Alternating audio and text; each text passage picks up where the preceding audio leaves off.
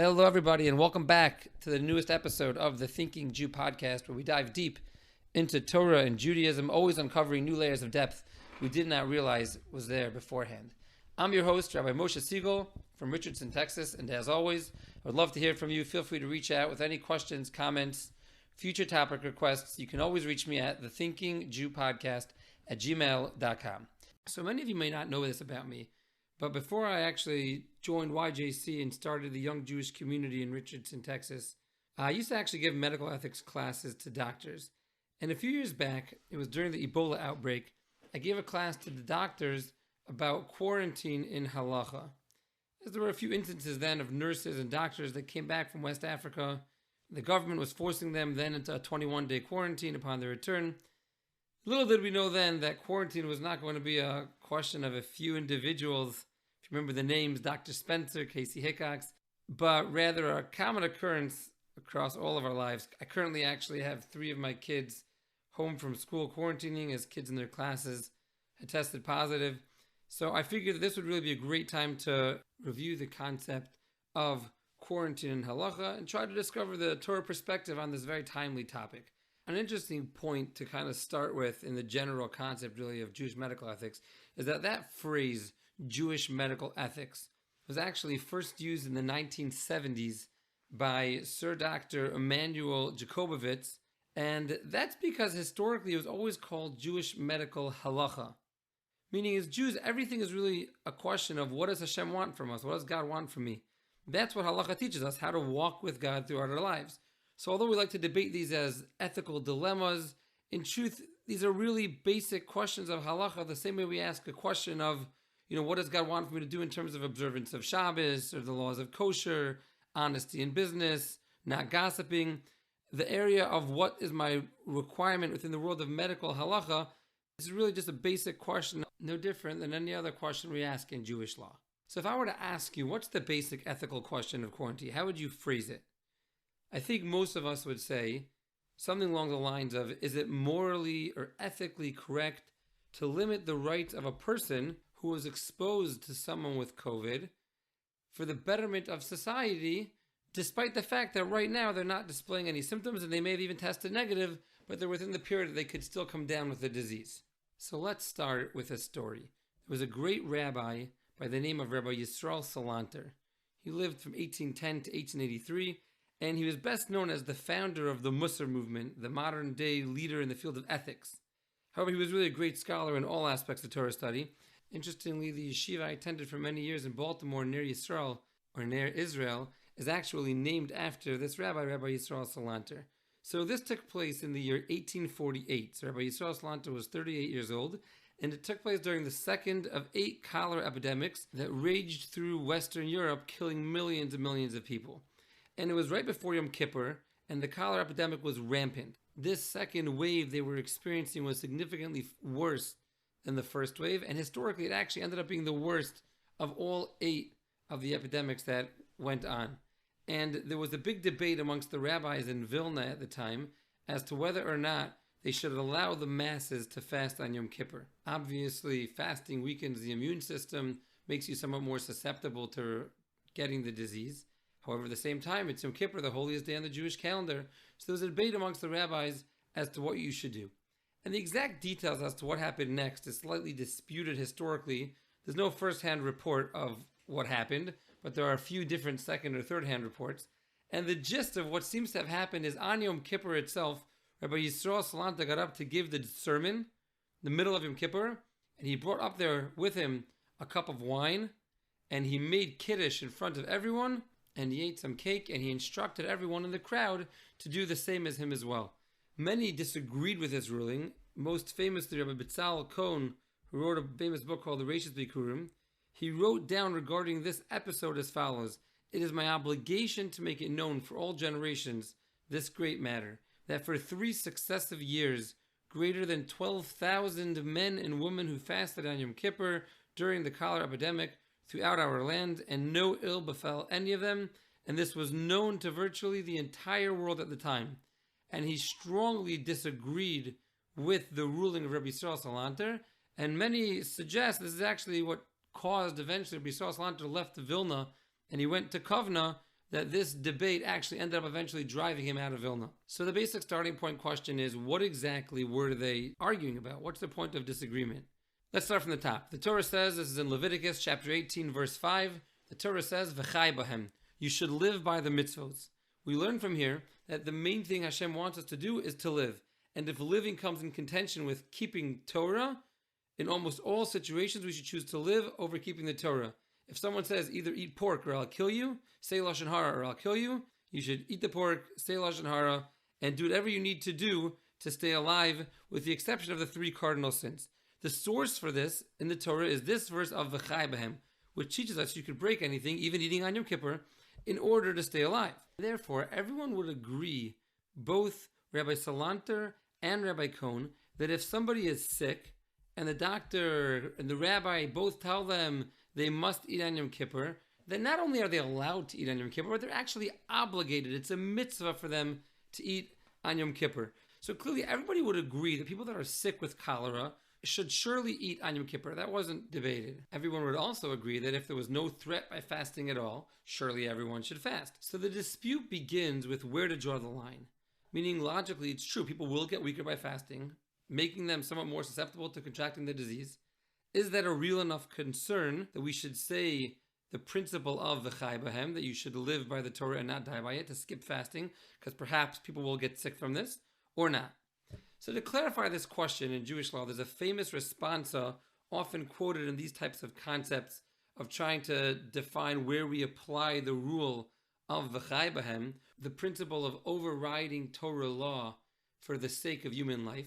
And this is a responsa from the famous 18th century sage Rabbi Yechezkel Landau in his responsa titled The Noda B'Yehuda. The responsa is discussing the topic of autopsies, and the general outlook of the Torah is autopsies are not allowed in Jewish laws. It requires us to violate certain prohibitions.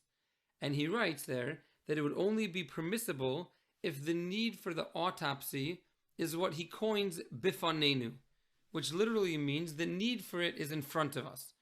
The most extreme basic example of this would be you have 2 people sick in a hospital room and you can't figure out what's wrong with them, but you know they both have the exact same thing going on. One of them unfortunately passes away, and the doctors believe that by doing an autopsy on him, you'll be able to understand the disease and save the other person. In that situation, halacha would allow for an autopsy. The Chazon Ish explains it's not limited specifically to the 2 hospital beds next to each other, but it means there's a real current need in front of you right now. So it would seem like one is only allowed to violate the Torah rule using the principle of V'chai bahem for a need that is bifanenu. Just to contrast this for a second, to bring out where the principle wouldn't apply, let's say, for example, you have a cancer research doctor, and he's working on a certain therapy, and he believes that within 10 years, he'll discover a cure for cancer.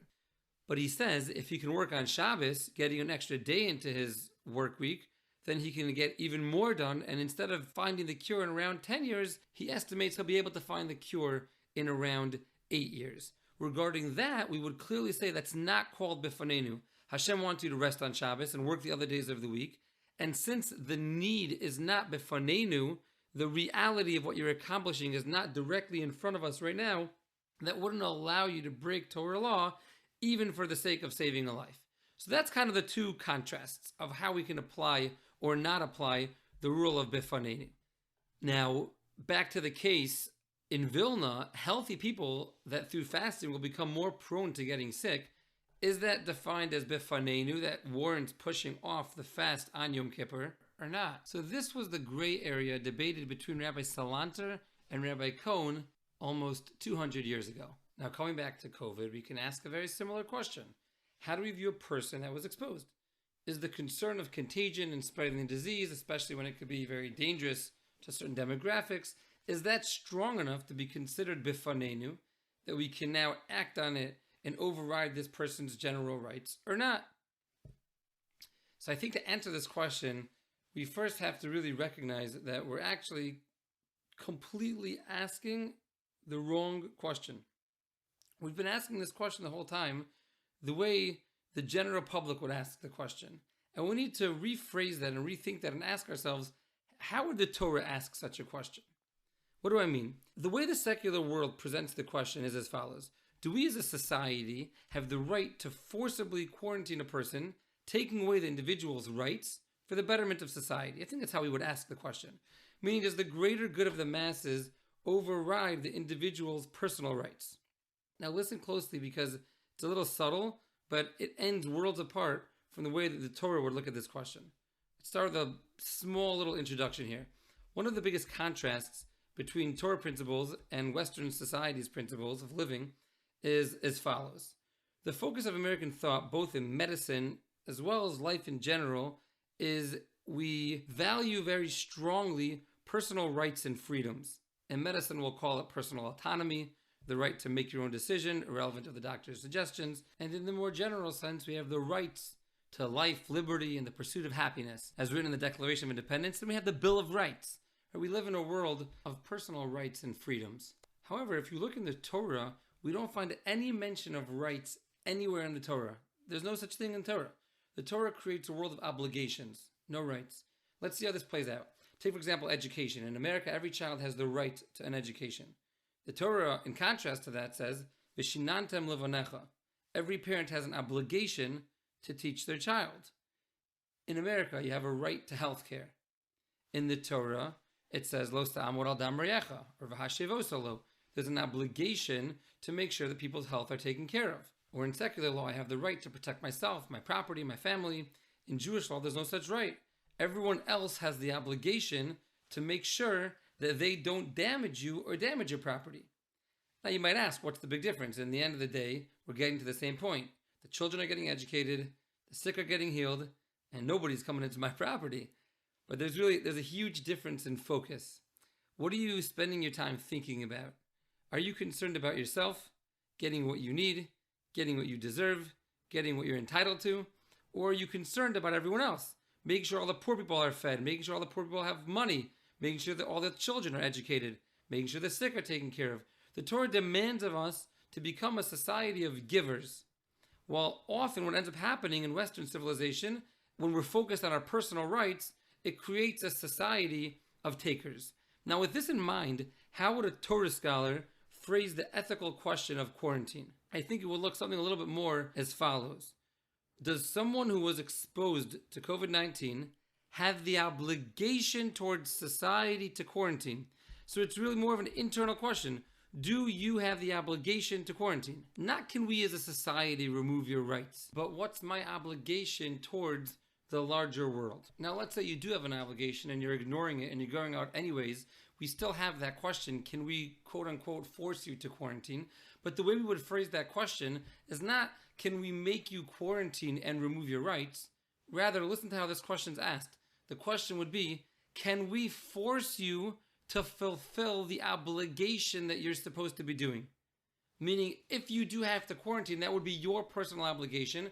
And the question is, as a society, can we impose on people and force them to keep the obligations that they're supposed to be doing themselves if they're not doing it? A very different question, a very different perspective than the way we asked the question initially. So to answer this question, there's a fascinating response by another great sage, Rabbi Chaim Falaji, with a very similar case. The following is the case that happened to him.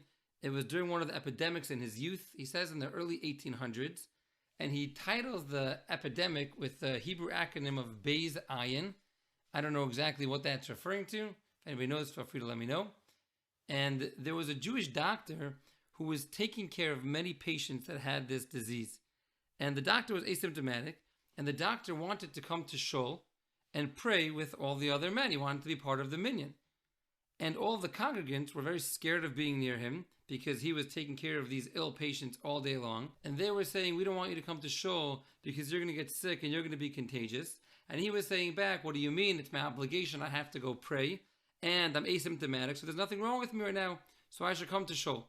And they couldn't resolve this dispute, so they sent a letter to the great sage Rabbi Chaim Falaji. And he responded as follows. He said that it is the obligation of the doctor to take the necessary precautions to keep the congregation safe. And if it was deemed unhealthy for him to be around, he shouldn't pray with the minyan. And he sourced this from a very interesting inference in a Tosfos, in a passage of the Talmud in Tractate Baba Kama, page 23a. The Gemara there discusses the following case. Imagine if someone, we'll call him Frank, bakes a cake in his house, and he has this cake on a layer of coals that it's cooking on. Now John has a dog, and John's dog gets loose and jumps into Frank's house. He grabs the cake right off the coals, he runs outside with it, he eats the cake, and he drops the remains of it, which still had some of these coals stuck in it, on somebody's lawn, thereby lighting the lawn on fire and causing a great damage. So the Gemara rules as follows. Regarding the cake, because the dog ate the cake, John, who owns the dog, has to pay Frank for the full value of the cake. Regarding the field that was burnt down, the Talmud explains that John, again, the owner of the dog, has to pay the field owner half damages, while Frank, since he watched his coals properly, he's completely exempt. The Gemara then discusses that maybe really Frank, who owned the coals that eventually lit the field on fire, should be obligated to pay for the other half of the field, and the Gemara explains why he's not obligated to pay for the other half of the field. Now Tosfos makes a fascinating inference from this discussion in the Gemara. He says as follows, it's a little tricky, I'll try to be as clear as possible. We already know that John has to pay Frank for the cake, which means that it's clearly John's fault for not watching his dog, and not Frank's fault that the dog got the cake. Meaning, let's say Frank left his cake in the middle of the public thoroughfare, and a dog comes and eats the cake. That's Frank's fault. He was negligent in guarding his cake. But we see from the fact that John pays Frank for the cake, that Frank guarded his cake properly, and it's John's fault that the dog got to the cake. Yet at the same time, we're considering that Frank, who we just said did nothing wrong, he properly guarded his cake, still the Gemara considers that perhaps he has to pay for the damages that came out from the coal that was attached to his cake. So Tosfos says we see an amazing principle here. One has to be more careful to not damage others, even more than he is careful to safeguard himself from getting damaged. Meaning Frank did a good enough job watching to make sure that he himself won't get damaged, and therefore John is obligated to pay him for the damage he did. Yet at the same time, it could be that's not good enough. You need an even higher level of watching to make sure that you don't damage somebody else. So Rav Chaim Falaji rules from here that the doctor should stay home and not go to shul, since even though it's a risk he's comfortable taking, he has to be more cautious regarding damaging others, even more than the amount he's careful for himself.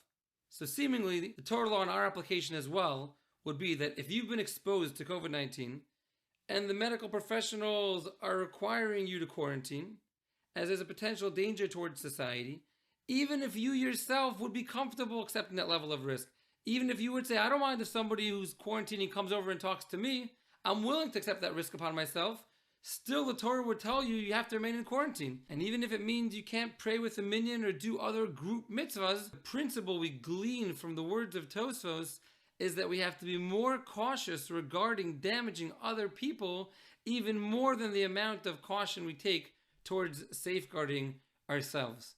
I hope you enjoyed this expanded episode of the Thinking Jew podcast. It's a really interesting topic, this idea of quarantine and halacha. I would love, if you have any questions, any feedback, or you disagree, feel free to shoot me an email. As always, you can reach me at thethinkingjewpodcast@gmail.com. Hope you have an amazing day.